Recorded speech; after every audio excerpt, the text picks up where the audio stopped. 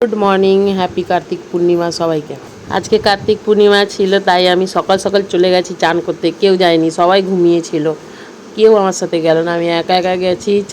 গঙ্গায় দেখছো কত ভিড়, কত লোক না চান করেছে আজকে কার্তিক পূর্ণিমা, তাই অনেক লোক চান করছে গঙ্গায়, পুরো ভিড়। আমি তখন গেছি অনেক ভিড় ছিল, আমি যখন গেছি তখন অনেক ভিড় ছিল, এখন তো অনেকটা ফাঁকা হয়ে গেছে।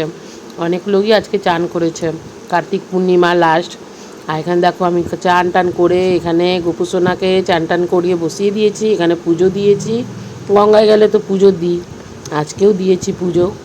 গোপুসোনাকে নিয়ে গেছিলাম, গোপুসোনাকে পুজো টুজো দিয়ে তারপরে ওকে নিয়ে একটু ফটো তুললাম, গোপুসোনা আর আমি।